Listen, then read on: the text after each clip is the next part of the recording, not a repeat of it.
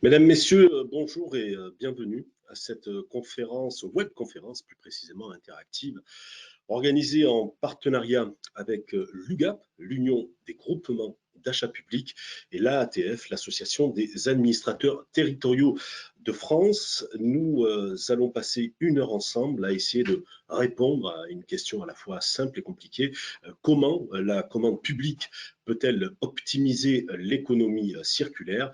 Comment les collectivités locales peuvent-elles s'appuyer sur les centrales d'achat et notamment l'UGAP pour relever ce défi? Comme vous le savez, le passage vers l'économie circulaire est l'un des chantiers majeurs de la transition écologique et solidaire. L'objectif clairement affiché est de progresser vers une économie différente pour consommer plus sobrement à partir de produits à la durée de vie plus longue, dont le gaspillage est limité et dont les déchets peuvent produire de nouvelles ressources.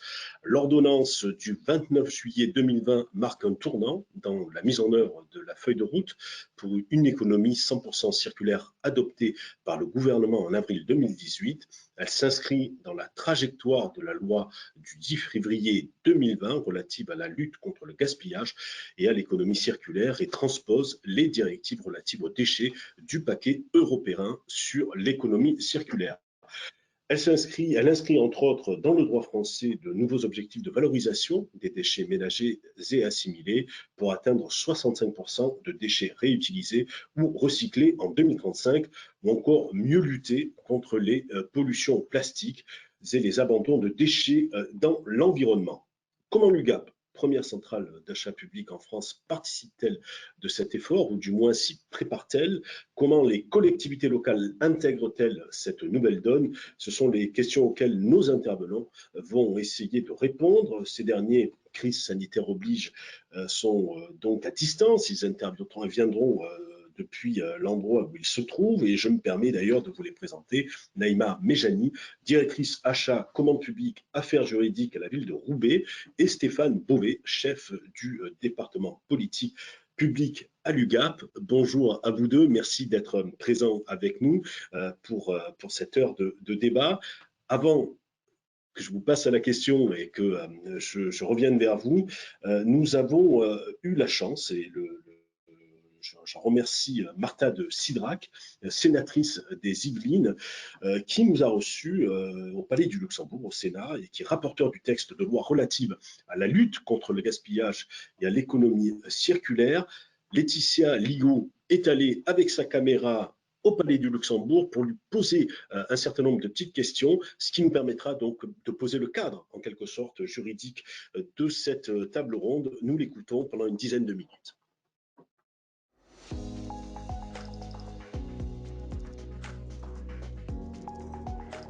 Je vous remercie beaucoup en tout cas de me solliciter pour pouvoir partager avec vous les quelques éléments sur la loi AGEC. En tout cas, je reste à votre disposition si vous souhaitez qu'on aille plus loin dans cet échange par la suite. Et bien évidemment, je suis à votre aussi disposition pour vous répondre, y compris par mail, par téléphone ou par une rencontre, en espérant que cette crise sanitaire puisse à un moment donné nous permettre de nous retrouver tous ensemble. Merci.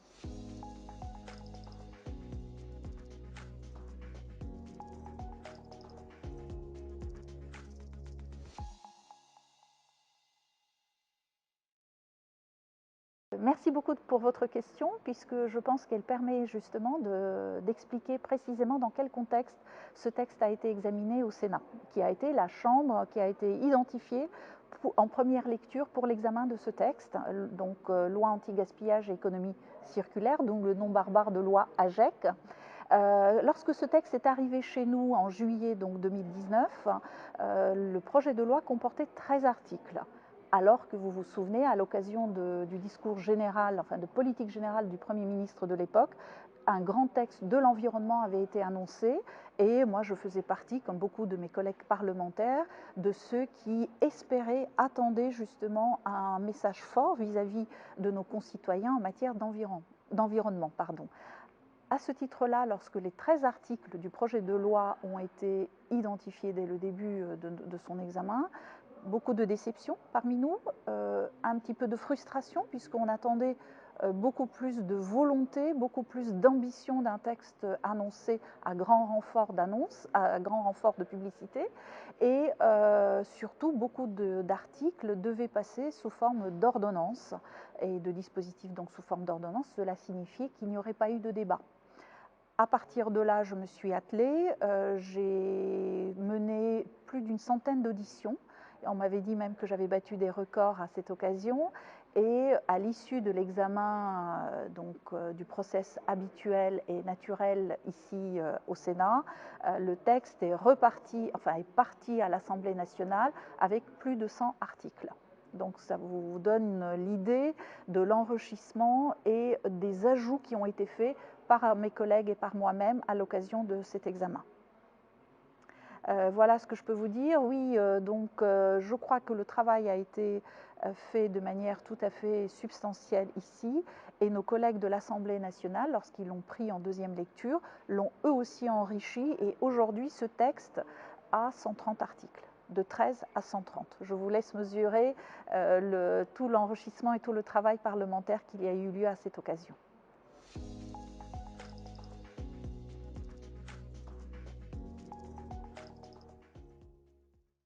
Alors, s'agissant des décrets adoptés, ceux à venir et ceux qui sont en préparation, au moment où nous nous parlons, nous sommes en septembre 2020, il est compliqué que je puisse vous en parler puisque nous n'avons pas encore, nous sortons d'une période de crise sanitaire, d'ailleurs je dis que nous en sortons, mais nous y sommes encore, et pour le moment, beaucoup de textes sont encore en écriture, donc à ce moment-là, je ne pourrais pas véritablement vous dire quelles peuvent être la rédaction précise de ces différents décrets.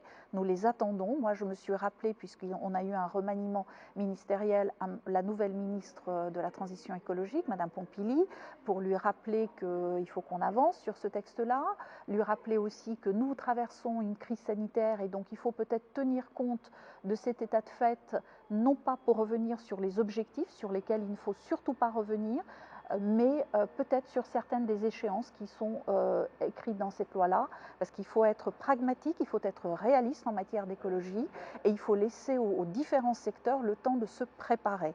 Donc, pas du tout de retour en arrière, mais en revanche, une adaptation spécifique pour chacune des mesures.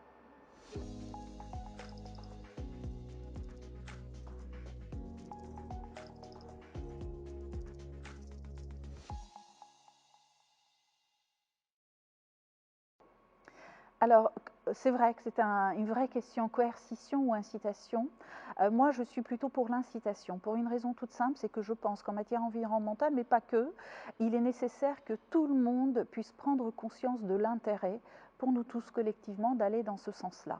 C'est la raison pour laquelle il est vrai que ce texte de loi a le mérite de poser les bases, d'ouvrir le débat sur des questions hautement importantes d'environnement et d'économie, puisque n'oublions pas, c'est économie circulaire.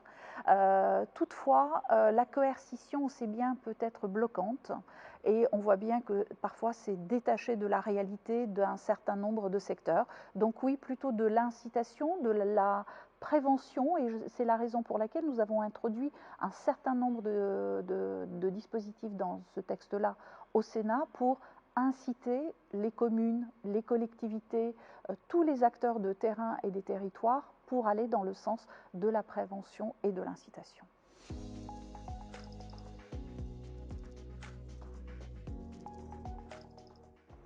Très bonne question. Très bonne question, puisqu'on sait bien que les communes et les collectivités sont des vrais acteurs de terrain autour de tout ce qui est environnement, entre autres, mais pas que, et que effectivement ce sont les communes qui se fournissent auprès de, que ce soit des centrales d'achat, auprès de différents fournisseurs.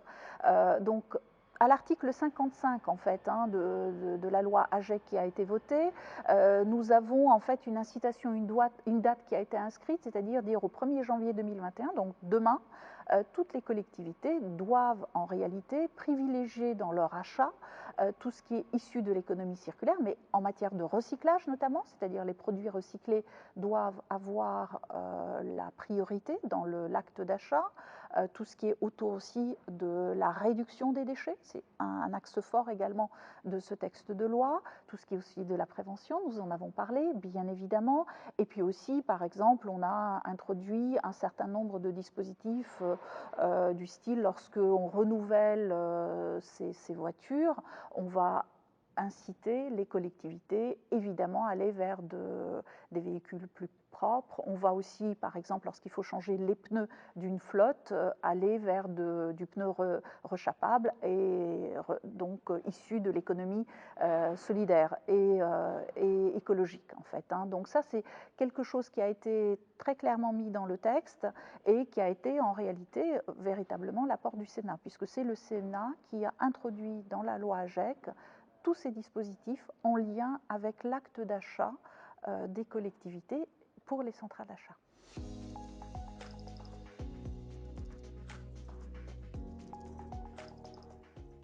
Oui, les centrales d'achat, vous avez raison de me poser la question, sont des acteurs aussi de cette économie circulaire importante dans nos territoires, puisque nos collectivités, nos communes se fournissent souvent auprès d'elles.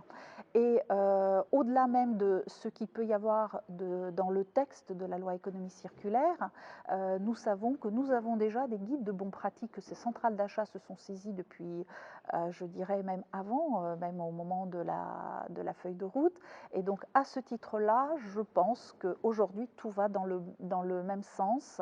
Et comme je l'ai souvent dit d'ailleurs, et ça me permet de le rappeler à travers cette question, la loi AGEC a le mérite de poser les bonnes bases pour tout le monde, pour tous les acteurs. À nous maintenant de la faire vivre et de l'adapter chacun avec ses contraintes.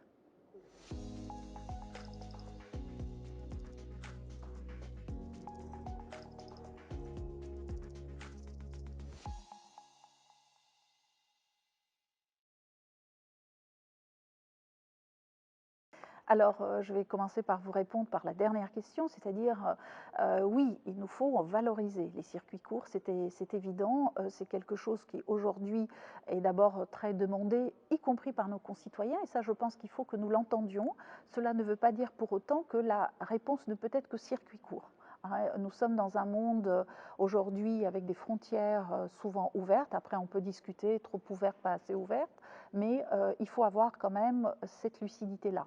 Mais oui, pour le circuit court. Et est-ce que l'offre aujourd'hui existe? J'ai envie de dire, l'offre existe partiellement, mais pas en totalité. C'est la raison pour laquelle il est important aussi d'être très lucide sur les échéances que l'on va demander aux différents acteurs et aux différents producteurs et fournisseurs en matière justement d'approvisionnement, puisque c'est de ça dont on parle, pour nos collectivités locales. Donc oui, pour les circuits courts, oui, il existe une offre, mais pas en totalité. Et donc, à ce titre-là, il faut que nous continuions à nous battre ensemble pour aller dans le bon sens.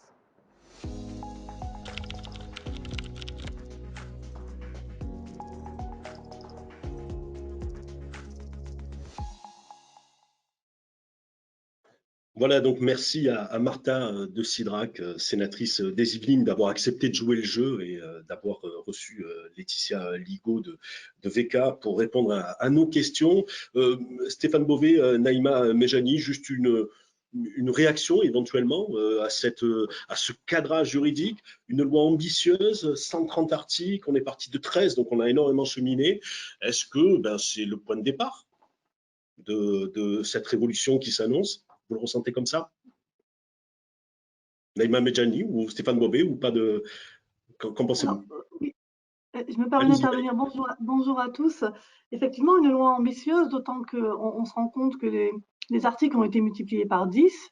La sénatrice rappelle qu'il y a eu quand même un travail conséquent qui a été mené par les équipes et par le Sénat. Elle parle surtout aussi d'incitation plus que de coercition.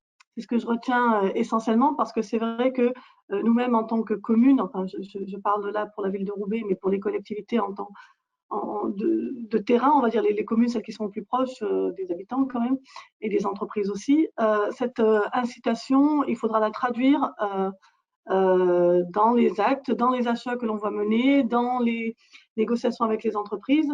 Et la coercition, je suis d'accord et je rejoins Madame la sénatrice, n'aurait pas forcément eu sa place au départ. Alors peut-être que dans quelques années, on parlera plus de coercition quand ça sera rentré dans les mœurs, que l'économie circulaire sera un vrai sujet pris à bras-le-corps par tout le monde. Pour le moment, c'est vrai que l'incitation, je suis plutôt favorable à cette position-là. Combien de temps, combien de temps d'incitation, à votre avis, faut-il pour que les choses se mettent en Alors, place, pour qu'on se familiarise avec cette économie circulaire?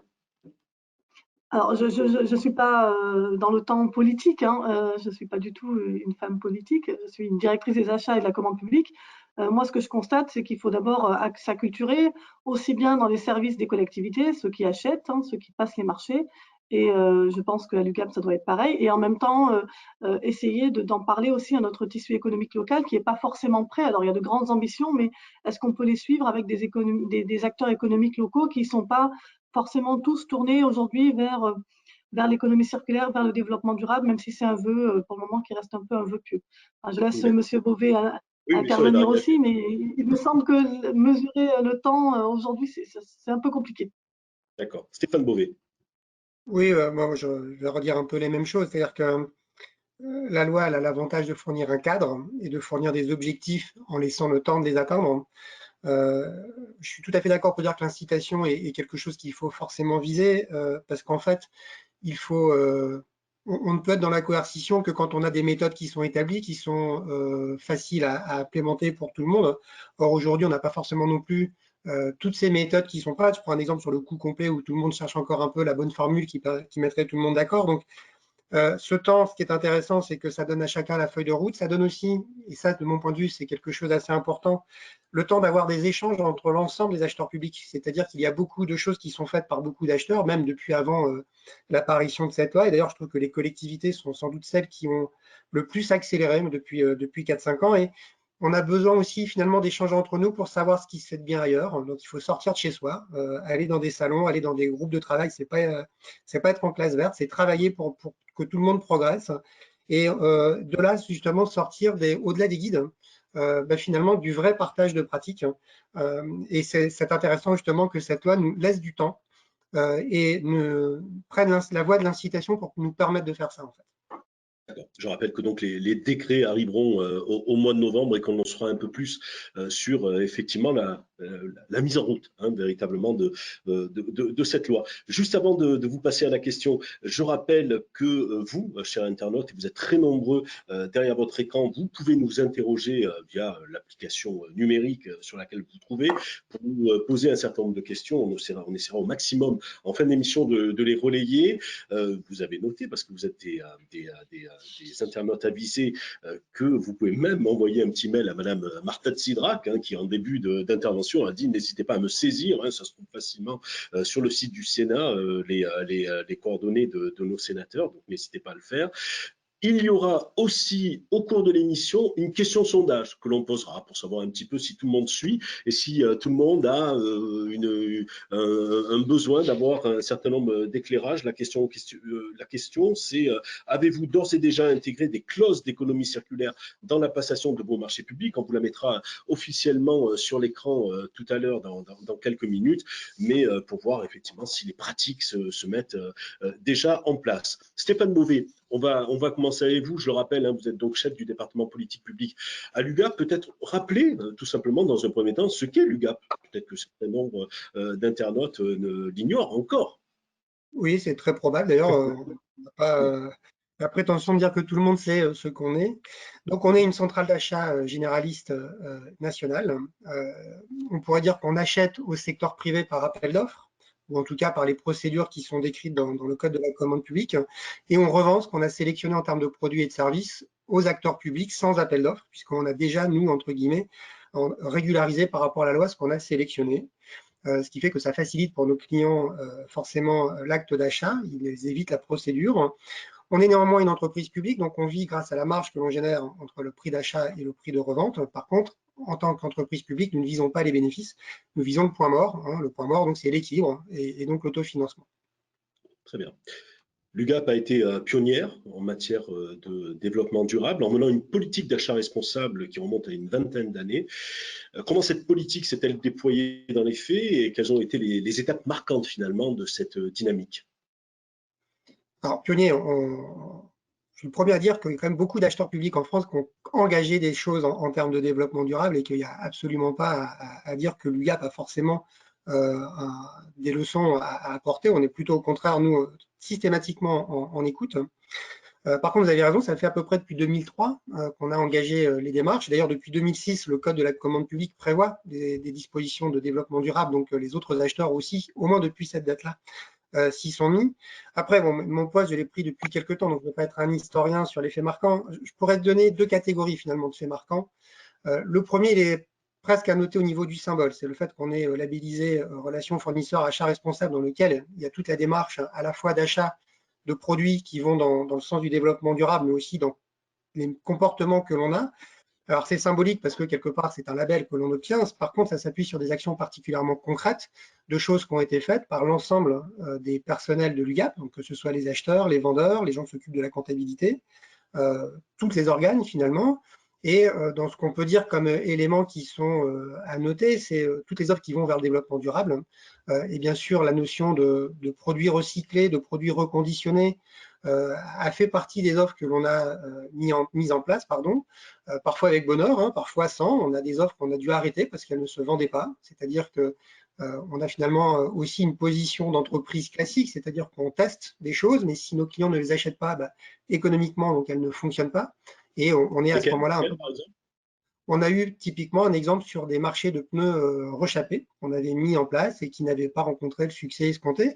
Ce qui n'exclut pas qu'on les renouvelle plus tard d'ailleurs, hein, puisque il y a des éléments qui ont été cités concernant les véhicules.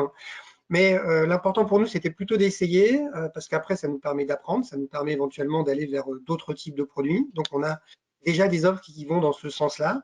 Et donc, pour le coup, pour de l'économie circulaire, soit qui intègre des matériaux recyclés dans les produits, soit du reconditionnement. C'est vrai que les produits qui sont un peu phares là-dedans sont les téléphones, mais on sait que, par exemple, sur des produits destinés au secteur de la santé, on peut aussi avoir des matériels qui sont reconditionnés, qu'on peut servir, qui ont été rétrofités, qui ont une garantie, mais par contre qui ont un prix plus bas. Ce qui est intéressant d'ailleurs, c'est que là, le client qui cherche à acheter peu cher va concilier deux effets finalement, c'est-à-dire un produit qui est moins cher avec un produit qui a une seconde vie.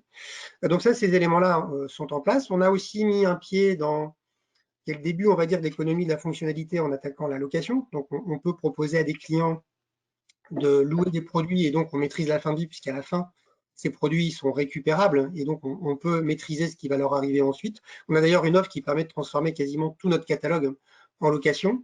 Donc c'est une offre supplémentaire par rapport à des produits que l'on vend qu'on peut transformer. Encore une fois, ce n'est pas du partage, hein. On reste avec un seul utilisateur par rapport au produit, mais on a un vrai business model et un vrai cycle qui permet finalement de contrôler ce qui va se passer à la fin. Donc, on a ce type d'offres qui sont existantes, qui ont été testées depuis plusieurs années.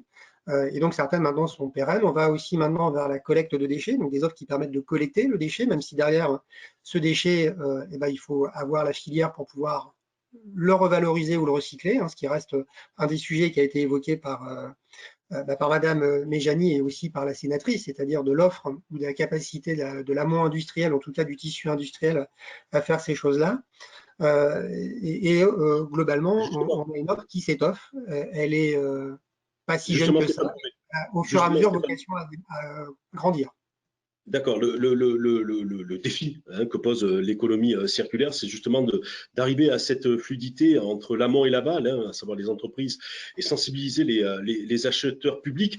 Est-ce qu'à ce jour, là, cette fluidité, elle est en train de se construire, elle est à ses débuts? Est-ce que la loi peut permettre d'accélérer la constitution de filières facilement identifiables? Est-ce que vous sentez que concrètement, le paysage est en train de se transformer, ou est-ce que ça reste encore dans les limbes des décisions à prendre, et notamment au niveau des privés, notamment auprès de ceux qui peuvent proposer des produits recyclés? Les entreprises, en fait, vous citiez l'amont et l'aval, avec l'économie circulaire, quelque part, c'est une notion qui s'estompe un peu. puisque effectivement, on pourrait dire que l'acheteur est l'aval dans le sens où il achète quelque chose qui a été produit en amont par les fournisseurs, sauf que avec les nouveaux business models, enfin les modèles d'affaires, pardon, ou avec le fait d'avoir des déchets qu'on collecte, l'acheteur public devient finalement lui-même un fournisseur potentiel du tissu industriel et donc devient lui-même l'amont, en fait. Et c'est bien d'ailleurs l'idée de l'économie circulaire, c'est d'avoir des choses qui se rebouclent. Donc la loi, en fixant le cadre, en fixant des objectifs, d'une part, effectivement, va privilégier ces sujets-là. On a de toute façon beaucoup d'entreprises qui tapent à la porte de tous les acheteurs publics pour proposer des choses recyclées. Et on sait que ce n'est pas toujours non plus du côté des acheteurs qu'on est particulièrement prêt à savoir les acheter, à savoir valoriser comment dire, les bienfaits de ces produits dans les questionnaires que l'on pose, puisqu'on respecte quand même le code de la commande publique et donc on a des traçabilités à assurer, on doit avoir des façons équitables, transparentes de juger, donc on a une montée en compétences qui se fait au fur et à mesure. Et par contre, on voit qu'à travers ces questions-là, l'acheteur public a quelque part un vrai pouvoir, c'est-à-dire que d'abord en posant des questions sur la qualité des produits, que ce soit sur la qualité technique ou même à d'avoir créé un questionnaire et un critère exprès sur la partie développement durable, qui peut peser entre 5 et 20%, on va vers des arguments qui sont objectifs pour estimer la qualité de ces produits et leurs vertus. Si on va un peu plus loin et qu'à travers ces questionnaires, les acheteurs publics posent des questions sur finalement l'ensemble de la chaîne, ce qu'on appelle la supply chain, et donc la chaîne logistique de ces produits sur leur fabrication, et si on rapporte ça à ce qui s'est passé avec le Covid, c'est-à-dire la nécessité d'avoir une fiabilité de cette chaîne. Et donc, quand elle est très très loin de chez nous, peut-être que dans des situations un peu exceptionnelles, cette chaîne s'effrite. Et donc, avoir des questions sur finalement la qualité de service, la fiabilité, où sont quelque part positionnés ceux qui fabriquent vraiment les produits, pas tellement dans le sens où on fait une préférence territoriale, mais dans le sens où on attend d'eux finalement une réactivité, une fiabilisation de l'approvisionnement, donc une sécurité de l'approvisionnement. On a des moyens, quelque part, de poser ces questions, de les noter, de les valoriser et de les faire peser dans nos décisions à partir du moment où le prix n'est pas fondamental, en tout cas prédominant dans les critères. D'accord. Dernière petite question. Stéphane Beauvais, avant d'aller voir Naïma Medjani, avec une réponse peut-être un peu plus courte, s'il vous plaît. Parce que c'est passionnant ce que vous racontez, mais bien entendu, il faut ramasser. On a 1 heure d'émission, mais c'est sur le poids, finalement, le poids de la pression publique, avec le verdissement, non pas du politique, mais quelque part le fait que les enjeux écologiques aujourd'hui deviennent prioritaires pour des élus, et qu'importe leur bord politique. Est-ce que vous sentez que cette pression arrive jusque dans les bâtiments de l'UGAP? Alors, on a j'ai une réponse en 2 temps. Je suis désolé pour le temps, mais effectivement, il y a la situation Covid qui a posé des questions environnementales. Il y a les dernières élections municipales qui, globalement, frappent les esprits de tout le monde, même ceux qui ont des élections prochainement. Je crois néanmoins qu'il faut se méfier d'éléments qui pourraient être temporaires et d'avoir à mener une politique qu'on adapterait seulement maintenant. Je pense que les acteurs publics ont vraiment des actions qui sont menées dans le sens du développement durable depuis longtemps. Je pense qu'il faut que les acteurs publics soient durables dans ces comportements-là, c'est-à-dire qu'il y a des choses qui sont très bien faites, qu'il faut continuer de consolider, de renforcer. Et il faut plutôt garder une forme de cap, garder le cap que les acheteurs publics se sont fixés. C'est le cas à l'UGAP en tout cas, c'est-à-dire qu'on ne remet pas sur la table tout ce qu'on a fait pour tout balayer. On a une feuille de route, on a une continuité, d'ailleurs c'est le plan d'action de notre label, enfin du label qu'on nous a donné, et je pense que c'est la bonne façon de voir les choses. Après, effectivement, on a des questions supplémentaires, elles sont très bienvenues parce que ça nous permet de voir là où on est encore éventuellement défaillant ou insatisfaisant, où il faut continuer d'accélérer, mais il faut rester dans la feuille de route pour ne pas remettre en question les acquis et les aspects positifs qu'on a tous pu obtenir. Merci Stéphane Beauvais pour cette première intervention. Avant de questionner Naïma Medjani, donc on va lancer la fameuse question sondage traditionnelle dans les boîtes comptes de VK. Donc avez-vous d'ores et déjà intégrer des clauses d'économie circulaire dans la passation de vos marchés publics? Vous pouvez répondre oui, non, et on commentera ce mini-sondage lorsque le verdict tombera. Naïma Medjani, tout simplement de votre côté, donc à la ville de Roubaix, comment vous essayez en quelque sorte de mettre en œuvre les préceptes de cette économie circulaire naissante? Comment ça se passe chez vous?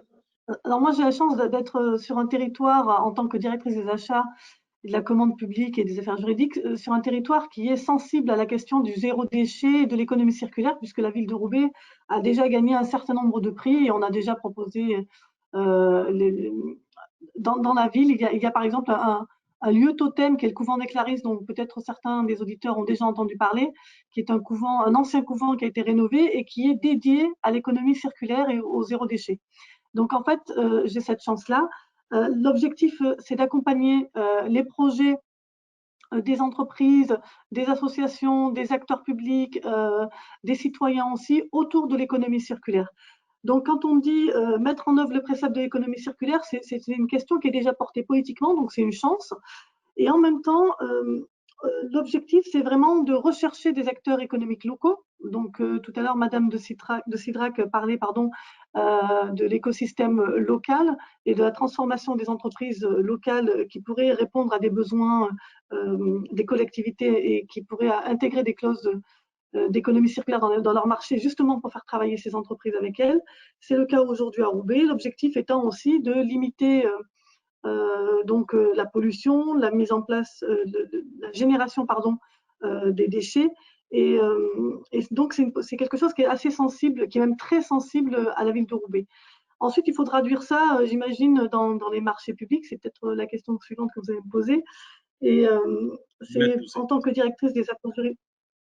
Pardon ? Non, non, vous vous l'êtes vous-même posé, effectivement, j'allais vous dire comment passer de l'intention politique à la juridiation, enfin, le fait de passer le cap juridique, en quelque sorte, tout simplement, pour prioriser les entreprises vertueuses et rester dans les clous de la loi, en quelque sorte. Alors, tout à l'heure, Stéphane Beauvais le disait, il y a certaines entreprises qui sont prêtes, donc d'autres qui ne le sont pas. L'objectif aujourd'hui, et puis Stéphane Beauvais l'a rappelé, c'est qu'il y a un jugement d'une offre à un moment donné qui doit se faire selon des critères pertinents, mesurables et de façon transparente et équitable. La ville de Roubaix a travaillé, alors moi je parle pour la ville de Roubaix, mais j'imagine aussi d'autres collectivités, notamment dans les Hauts-de-France, puisque mes collègues des Hauts-de-France travaillent aussi sur ces thématiques-là, et ça a été chapeauté aussi dans les groupes de travail de l'Observatoire régional de la commande publique, initié par la préfecture du Nord, donc c'est quelque chose quand même qui est pris en compte au niveau régional. Nous travaillons en tant que collectivité à la ville de Roubaix sur l'intégration des préceptes de l'économie circulaire dans nos marchés. C'est quelque chose qui se fait plutôt en 2 étapes. Une réflexion qui s'est faite aussi avec les élus politiques, c'est la première chose, c'est est-ce que l'on peut mettre en place des critères d'évaluation dans le jugement des offres qui nous permettent de sélectionner les entreprises justement qui intègrent les préceptes de l'économie circulaire. Attention après au prix, quelle est la valeur du prix, parce qu'on sait déjà d'avance plus ou moins que ça va coûter un petit peu plus cher. Donc, est-ce qu'on est prêt politiquement aussi à payer plus cher pour des produits qui sont recyclés? Voilà, première question. La deuxième chose sur laquelle moi je travaille aussi avec mes équipes, c'est la question du cahier des charges. Comment forcer plus ou moins, entre guillemets, forcer, inciter fortement, on va dire, les entreprises à se transformer elles aussi, transformer leur site de production, transformer la manière de produire, la manière d'interagir avec les autres acteurs économiques locaux ou pas, parce qu'on a quand même des entreprises qui font appel à d'autres entreprises beaucoup plus lointaines pour se positionner sur l'économie circulaire et pour ensuite pouvoir répondre à des marchés publics justement qui ont des cahiers des charges qui font appel à des modes de production, on va dire économie circulaire compatible. C'est un vrai problème. Madame Béjani, comment ça se passe concrètement? Vous rapprochez ces demandes-là, vous déployez toute une série de sourcing, vous allez à la rencontre, il y a une pédagogie en quelque sorte qui est forte sur votre territoire. Et quand vous parlez de critères d'évaluation, quels sont-ils? Est-ce que vous en avez Alors, il y a deux choses. Moi, j'ai la chance d'avoir créé un service achat. Donc, ce sont des acheteurs comme les acheteurs du privé qui font du sourcing, de la négociation, qui vont sur les sites de production des entreprises. Donc, c'est vrai qu'on a un gros travail de sourcing. Alors, on a commencé à identifier les marchés qu'on voulait le plus sourcer parce qu'on ne peut pas tout faire tous azimuts. Il faut identifier ou bien les gros marchés à une grosse valeur ajoutée ou ceux sur lesquels on peut vraiment communiquer pour ensuite encourager les autres entreprises à faire de même. Donc, il y a une grosse opération de sourcing sur les fournitures et sur les travaux, parce que surtout, souvent, quand on parle d'économie circulaire, on voit souvent les travaux, les déchets de démolition, les déchets de construction, de rénovation. Et la deuxième chose, c'est un travail aussi qui est fait concrètement, parce que c'est du concret que vous me demandez. On a la chance, quand on est collectivité, d'avoir déjà des attributaires qui travaillent pour la collectivité. L'objectif, c'est de les préparer à la seconde phase. On leur dit très simplement, voilà, vous êtes déjà attributaire du marché. Bon, le marché a encore une durée de vie de 2 ans reconduite tacitement. Dans 2 ans, nous, on va changer ce marché-là. On réfléchit déjà à l'économie circulaire, on réfléchit déjà à l'insertion, au développement durable pour le futur marché qu'on est en train d'écrire. Donc, préparez-vous.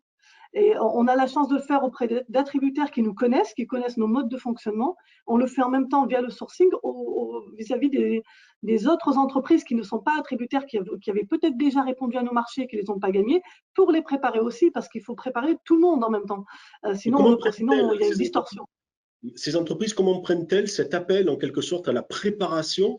Est-ce que vous sentez encore du scepticisme, de la contrainte administrative ou au contraire une espèce d'enthousiasme, allez, osons le terme, citoyen, parce qu'il faudra bien quand même que ce soit le cas? Alors, mon collègue qui est directeur de l'économie circulaire à Roubaix, puisqu'on a la chance d'avoir un service dédié à l'économie circulaire et au développement durable à la ville de Roubaix, lui travaille directement sur le projet du couvent des Clarisses. Et le couvent des Clarisses, c'est ce qui fédère un certain nombre d'entreprises. Pour le moment, je crois qu'il y a une soixantaine d'acteurs volontaires qui travaillent sur leur mode de production pour intégrer l'économie circulaire.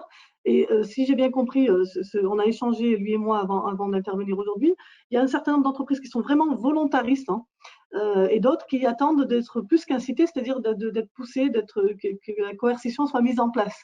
Pas parce qu'elles ne le veulent pas, c'est parce qu'en fait, les moyens sont parfois très importants, les moyens de production sont complètement à changer pour pouvoir intégrer l'économie circulaire. Chacun va à son rythme. Et l'objectif aussi de la ville de Roubaix, c'est d'avoir des économies, des acteurs économiques locaux, pas simplement nationaux avec des filiales localement. C'est vraiment des acteurs économiques locaux, des artisans, des PME, des TPE, etc. C'est compliqué. Alors, je ne pourrais pas vous donner un sentiment, je vais vous donner simplement un sentiment global, c'est qu'il y a une vraie volonté, mais il y a un premier écueil qui est le coût pour ces entreprises pour se transformer. Et je pense que ce n'est pas à négliger si on veut les amener à se tourner vers l'économie circulaire. Aujourd'hui, il n'y a pas de loi coercitive. Demain, peut-être, dans quelques années, mais il faut leur laisser aussi le temps de se transformer pour pouvoir répondre aux besoins des collectivités et aux besoins d'intégrer l'économie circulaire dans nos achats. Donc, je n'ai pas de formule magique, mais…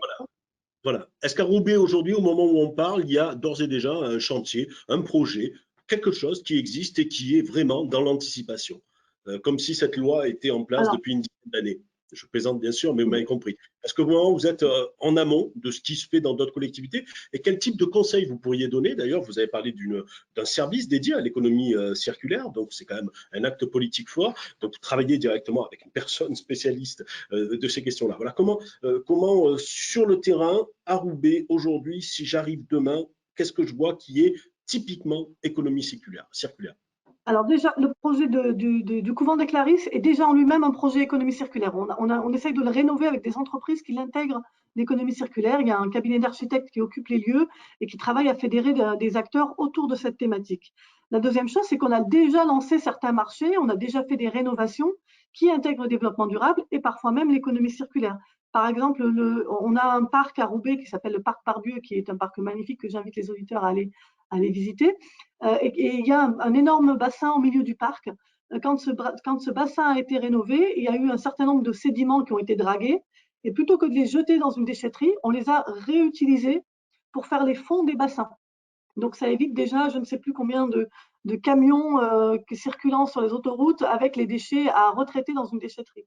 On a d'autres marchés que l'on commence à travailler, notamment le marché des fournitures administratives, où on se pose la question de a-t-on vraiment besoin de papier tout neuf? Ne peut-on pas utiliser des papiers recyclés, par exemple? Ça peut passer comme quelque chose de parfaitement banal, mais ce n'est pas forcément ce qu'on faisait. On se pose la question aussi du réemploi des cartons quand on se fait livrer. Quand on se fait livrer des produits aujourd'hui, on est souvent livré dans des cartons. Qu'est-ce qu'on fait de ces cartons? Comment on se met d'accord avec le prestataire, l'attributaire du marché pour veiller et pour s'assurer que ces cartons soient bien remis dans une chaîne de l'économie circulaire. Donc, on a des petits exemples aujourd'hui. L'objectif, et si je n'ai pas vraiment de conseils pour les autres, mais l'objectif, c'est d'une part, moi, je suis en train d'identifier les marchés les plus importants sur lesquels on peut vraiment faire de gros gains. Quand je parle de gains, ce n'est pas des gains financiers, mais plutôt des gains au travers de l'économie circulaire et du développement durable. Et tous les autres petits marchés qui, eux, n'afficheront pas de gros gains, mais vont changer les mentalités et les pratiques en interne aussi, parce que c'est vraiment une communication aussi à l'interne vis-à-vis des services prescripteurs et pas simplement de la commande publique, parce qu'on ne travaille pas seul, hein, on est avec nos collègues qui, eux, ont des besoins et qui écrivent leurs besoins, de veiller aussi à ce qu'eux-mêmes, spontanément, intègrent l'économie circulaire. Et ça, c'est un travail de longue haleine. D'accord, Mme Medjani. Stéphane Beauvais, si vous étiez en train de sourcer, en quelque sorte, si je puis me permettre cette expression, Mme Medjani, est-ce que vous percevriez, en quelque sorte, quelques pistes de travail? Est-ce que pour vous, la manière de faire aujourd'hui, c'est effectivement d'écouter au maximum ce qui se passe sur le terrain pour voir comment caler l'action de l'UGAP sur l'économie circulaire? Pour nous, c'est fondamental puisqu'en fait, on achète pour revendre. On n'achète quasiment rien pour nous-mêmes. Donc, par rapport à la somme d'argent qui passe par nous, effectivement, la très, très grande majorité est pour des clients. Et donc, c'est d'ailleurs souvent la difficulté pour nous d'avoir les deux qui sont prêts en même temps, en fait. C'est un vrai sujet. Donc, Mme Medjani, elle a tout à fait raison d'y aller en choisissant finalement les thématiques sur lesquelles c'est faisable, où les gains vont être significatifs ou au contraire, les pratiques vont changer pour ensuite, au fur et à mesure, réussir à répandre l'ensemble des bonnes pratiques. Donc ça, c'est un vrai sujet pour nous. Donc, nous aussi, si on revient au sourcing, on pratique exactement comme Mme Medjani, c'est-à-dire que, les gens qui sont déjà en contrat avec nous, on les voit régulièrement pendant la vie du projet, hein, enfin du marché, on reste en contact pour suivre la qualité de service et effectivement, on pose des questions à ce moment-là et ces questions servent de message pour le futur. On leur dit maintenant, sur, par exemple, la clause sociale, mais sur d'autres sujets, sur éventuellement le modèle d'affaires, c'est-à-dire d'arrêter simplement d'acheter, mais d'avoir des choses qui seront louées ou reprises. On leur demande, il n'y a rien de coercitif à ce moment-là, ce sont juste des discussions, mais qui préparent effectivement le renouvellement du marché, donc à travers le futur appel d'offres. Et on a exactement la même problématique d'être sûr d'informer à peu près de manière égale les autres qui sont des candidats potentiels pour futur appel d'offres. Côté client, on a des échanges avec eux assez régulièrement. La moitié des effectifs de l'UGAP sont le réseau commercial de l'UGAP. Donc, on voit quand même assez souvent les clients. Et on a à peu près tous les cas de figure, des clients qui sont plutôt en avance par rapport à nous, et donc on va être à la traîne, et on voit qu'il y a encore une fois, beaucoup de choses qui sont très très bien faites et très belles dans les collectivités, puis où parfois, au contraire, on se lance sur des sujets où on sent qu'il faut y aller, mais qu'on ne va pas forcément effectivement avoir un gros chiffre d'affaires parce que nos clients ne sont pas prêts. Mme Medjani, est-ce que… Pardon, non, en plus, quand on n'est pas en face comme ça, voilà, je vous coupe et je suis désolé, mais Naïma Medjani, est-ce que Marta Tsidrack parlait de ce guide de l'économie circulaire édité par je ne sais plus quel, par le ministère sans doute, enfin, par les pouvoirs publics, je veux dire, donc il y a aussi donc la possibilité de s'appuyer sur l'UGAP, certaines centrales d'achat. Est-ce qu'aujourd'hui, quand vous êtes dans une dynamique de conception comme ça du chantier à Roubaix, vous pouvez vous appuyer sur des tas d'exemples? Est-ce qu'il existe aussi des réseaux d'acheteurs publics et de collectivités comme la vôtre qui échangent sur ces problématiques d'économie circulaire? Alors moi, je m'appuie sur un réseau quand même qui est local aussi. Avec mes collègues, on a l'occasion d'échanger nos pratiques sur la région des Hauts-de-France. Il existe des guides. Alors moi, je consulte régulièrement aussi l'ADEME, hein, parce que quand même c'est une référence. Il y a aussi l'Institut national de l'économie circulaire qui a édité un guide à destination des collectivités en 10 étapes. Alors, je ne sais pas si les auditeurs le connaissent, mais c'est un guide en 10 étapes qui nous montre comment intégrer l'économie circulaire dans nos achats, quels sont les freins, quels sont les avantages à le faire et un peu nous guider sur le travail avec nos interlocuteurs qui sont en interne ou qui sont en externe. Aussi avec l'UGAP, pour rebondir sur ce que dit M. Beauvais, c'est que nous considérons l'UGAP comme une entreprise à part entière, c'est-à-dire que nous faisons aussi du sourcing par rapport aux produits que nous propose l'UGAP. Après, ça fait partie du sourcing aussi. Donc, plus l'UGAP, je passe un message, aura de produits à proposer économie circulaire, avec des procédures qui sont déjà passées, donc pour nous un certain avantage quand même. Plus vite les collectivités auront aussi à cœur de changer leurs pratiques et de faire appel à des acteurs économiques locaux ou pas locaux, en tout cas français, qui font appel qui ont changé leur mode de fonctionnement, leur mode de création de déchets et de revalorisation, des déchets. Après, pour les autres, je reviens sur la question des guides.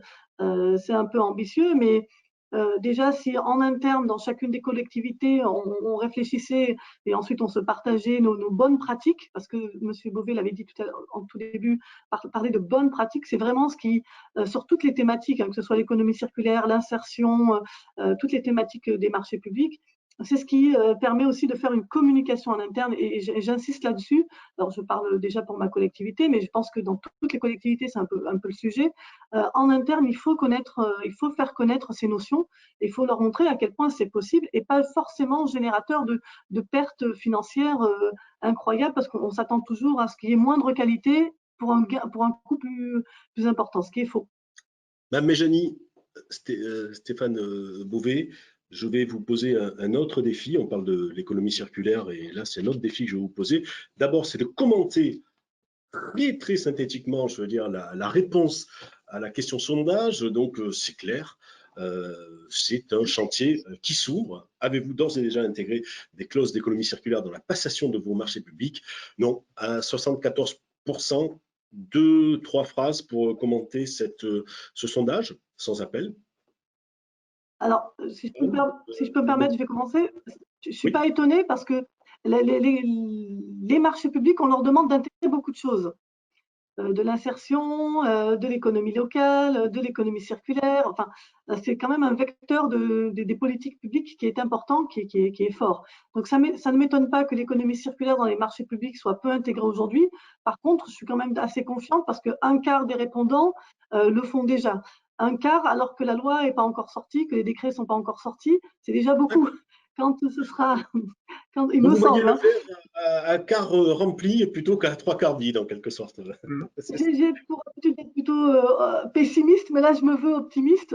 Je pense qu'avant même, il y a eu un certain mouvement quand même dans la société civile, en dehors des marchés publics. On le voit bien, la question écologique, la question de la transition écologique, et les dernières élections municipales l'ont montré. Il y a quand même un souci.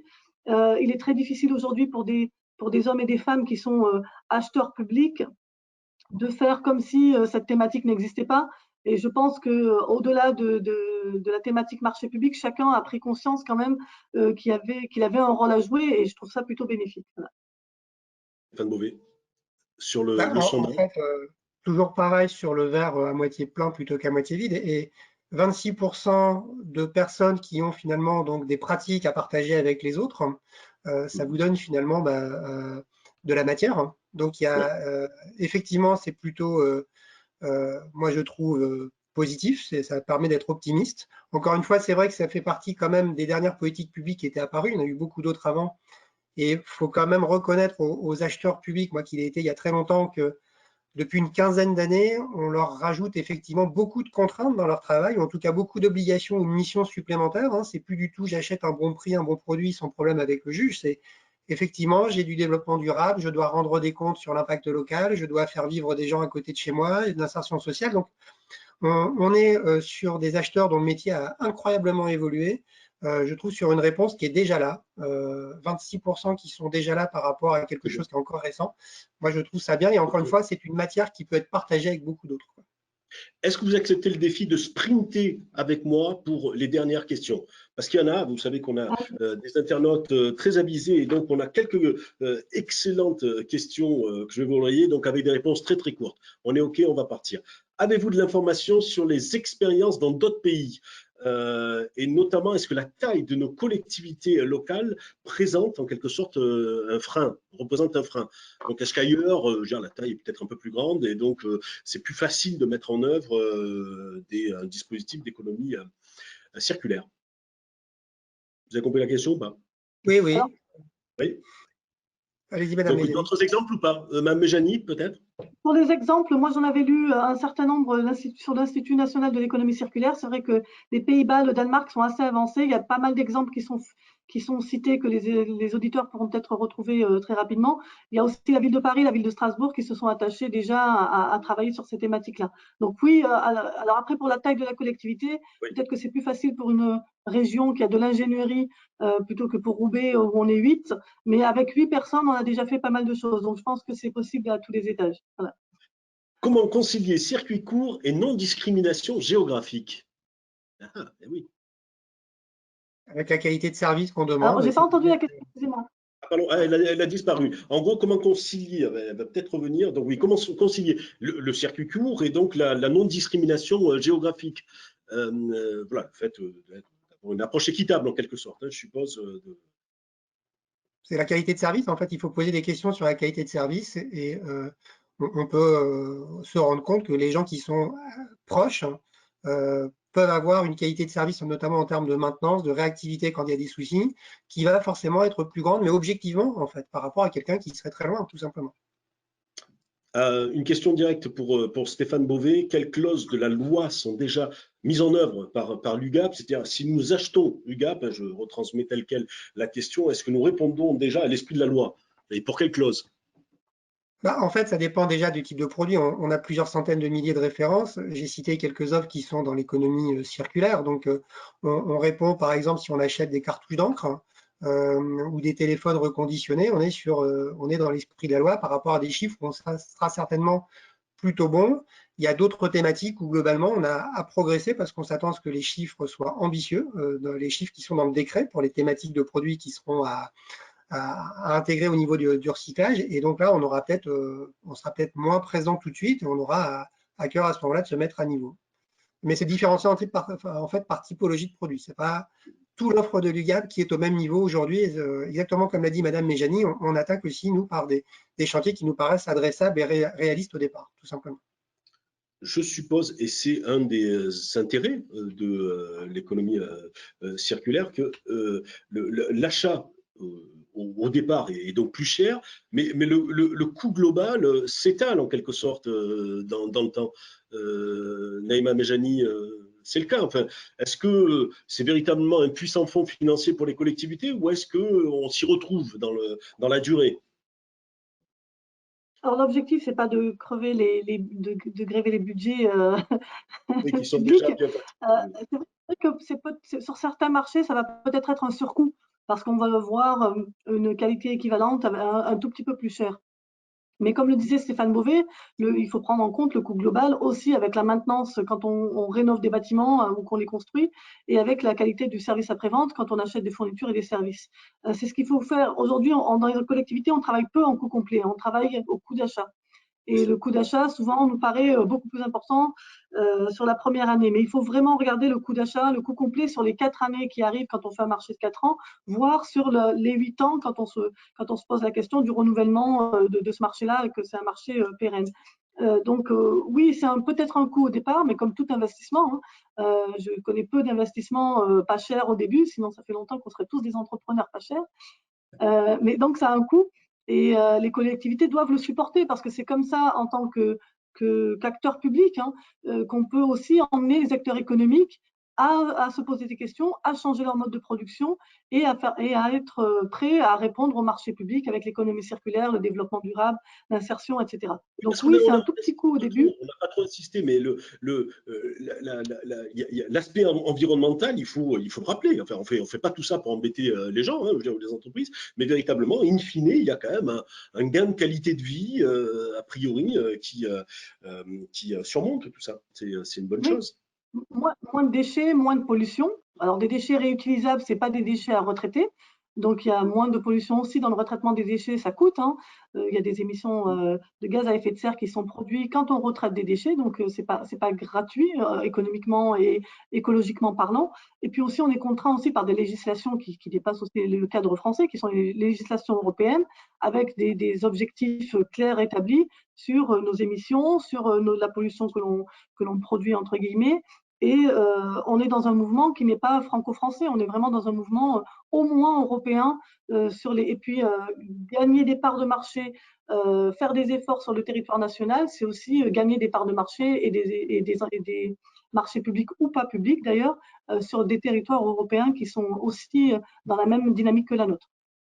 Mme Méjani, on me demande encore des critères d'évaluation, donc de votre côté, et aussi la manière dont vous avez sensibilisé en quelque sorte les services internes à la mairie de Roubaix, quels dispositifs ont été mis en place pour les sensibiliser et les faire adhérer à cette économie circulaire. Est-ce qu'il y a un intranet? Est-ce qu'il y a une pédagogie de l'agent au quotidien? Alors pour les critères d'évaluation, surtout aujourd'hui, ce qu'on a fait et ce qu'il va falloir améliorer, parce qu'on n'est pas encore au top, mais on demande déjà autres que les obligations réglementaires, on demande aux entreprises, par exemple sur les fournitures administratives, qu'elles nous montrent qu'elles ont des labels. Et plus les entreprises montreront qu'elles ont des labels sur tous les produits qu'elles nous proposent, plus elles auront de points, par exemple. Ensuite, sur la communication, on est en train de commencer, mon collègue et moi-même, qui est lui le chef de service économie circulaire avec sa directrice développement durable, à réfléchir sur un mode de communication. Il y a déjà un site internet, intranet sur l'économie circulaire qui valorise le couvent des Clarisses, qui est un très beau projet et un patrimoine qui est rénové avec des entreprises qui travaillent sur l'économie circulaire. La communication, c'est vraiment le nerf de la guerre et c'est ce on avait pour objectif de faire en 2020. Bon, il y a eu le Covid, voilà. Et c'est un objectif qui est pérenne et qui va être pérennisé encore sur les années à venir. L'objectif étant d'avoir le réflexe de penser économie circulaire, insertion, développement durable quand on décrit son besoin. Voilà, c'est vraiment l'objectif. Ensuite, ça va se décliner par des mini-formations, de la sensibilisation. Mais en tout cas, il y a déjà un site intranet qui existe. 30 secondes pour répondre. Oui, on peut rajouter, on est des acheteurs publics, donc on est des acheteurs, on n'est pas toujours des bons vendeurs en fait. Or, il y a des choses qui sont bien faites et qu'on ne sait pas expliquer ou en tout cas qu'on ne sait pas valoriser. Et là, on n'est plus dans les marchés publics, on est au contraire plutôt libre. Et aller, exactement comme dit Madame Méjani, finalement, montrer ce qui est fait, montrer les exemples et puis les partager, c'est un point qu'il faut faire. À l'UGAP, on a certainement aussi, nous, à progresser dans la façon d'expliquer comment nos offres parfois sont vertueuses, parce qu'on est peut-être plus ancré sur comment on a acheté que comment on va vraiment quelque part marketer. Et c'est un point sur lequel, globalement, les acheteurs publics, on a sans doute à progresser. D'accord. Juste une dernière question, Stéphane Beauvais, sur les marchés publics de travaux et l'économie circulaire. Bon, ça mériterait à elle seule cette question, je veux dire, une nouvelle webconf. Mais nous, on n'en fait pas surtout. On ne fait pas de marché de travaux. C'est un champ dans lequel on n'intervient pas. Donc, très bien. Bon, ben, écoutez, donc on a parcouru du mieux possible, en tout cas, cette problématique. Peut-être un mot de conclusion, Naïma Méjani, vos prochains projets pour continuer dans cette dynamique sur la ville de Roubaix, en 30 secondes. Alors, nouvelle mandature pour 6 ans, donc nouveau projet. Il y a énormément de projets qui vont sortir de terre aussi, des marchés de travaux. Et l'objectif, c'est d'en identifier un ou deux sur lesquels qui serait un peu un marché totem qu'on identifierait comme marché qui fait de l'inclusion sociale, environnementale, etc. Donc, moi, je suis disposée à répondre aux auditeurs s'ils ont envie ou de les mettre en relation avec la direction du développement durable et de l'économie circulaire à la ville de Roubaix. Il n'y a pas de souci si vous pouvez leur passer mes coordonnées. En tout cas, en se connectant sur le site de VK, ils pourront effectivement, je veux dire, retrouver vos coordonnées et c'est très sympa, bien entendu, d'ouvrir à ce type de débat. Stéphane Beauvais, de votre côté, la part de votre emploi du temps quotidien qui est consacré à l'économie circulaire désormais? Elle va grandir. Pour nous, en fait, le but est de rester dans la continuité, c'est-à-dire de continuer à progresser avec un accompagnement interne et un accompagnement externe. Donc externe, entreprise et clients, et interne, nos propres acheteurs et nos marketeurs. Comme pour toute politique publique, en fait, on doit regarder des deux côtés, chez nous et à côté, pour progresser et faire progresser. Il y a 2 dernières questions sondage qui vont arriver à l'écran. C'est tout simplement pour savoir si vous souhaitez, chers internautes, nombreux derrière votre écran, être inscrits aux prochaines webconférences de VK. Le 15 octobre, c'est changer de poste dans la fonction publique entre réalité et je sais pas, et possibilité. J'ai pas possibilité, voilà. Donc on m'a fait un petit piège. J'avais pas la question n'était pas posée dans son intégralité. Et le 16 octobre, l'action sociale partenaire de la relance avec un point d'interrogation. Vous savez que vous pouvez retrouver sur le site de VK la programmation. Répondez par oui, par non. Vous êtes les bienvenus. Il y a une diversité de webconférences sur le site de VK et bien entendu, vous pouvez vous inscrire, même au dernier moment. N'hésitez pas à le faire. Je vous remercie, Naïma Mejani, Stéphane Beauvais pour Merci à vous. et à très bientôt d'autres débats puisque on vient de l'ouvrir en quelque sorte. C'est les prémices d'un grand chantier sociétal qui se... Merci à vous. À très bientôt. Au revoir. À bientôt.